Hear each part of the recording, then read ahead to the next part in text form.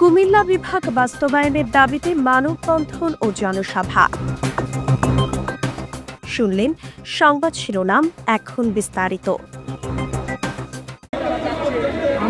কুমিল্লা বিভাগ বাস্তবায়নের দাবিতে 22 সেপ্টেম্বর 2025 রাজধানীর জাতীয় প্রেস ক্লাব চত্বরে মানববন্ধন ও জনসভা অনুষ্ঠিত হয়। আগামী 1 মাসের মধ্যে কুমিল্লায় বিভাগ প্রতিষ্ঠা না করলে বৃহত্তর আন্দোলনের হুঁশিয়ারি দেন বক্তারা।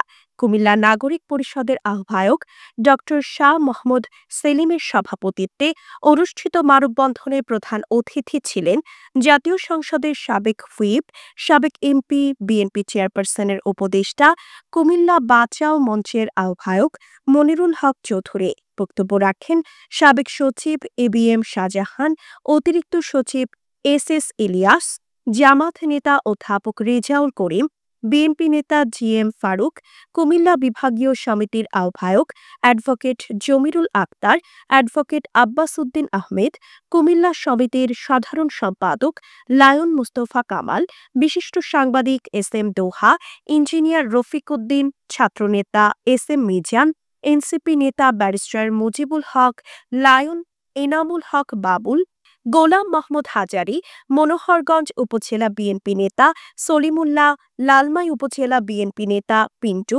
ঢাকাস্থ লালমাই উপজেলা জাতীয়তাবাদী ফোরাম আহ্বায়ক ওয়াহিদ মজুমদার, তিতাস উন্নয়ন ফোরাম সভাপতি ইয়াহিয়া খান প্রমুখ।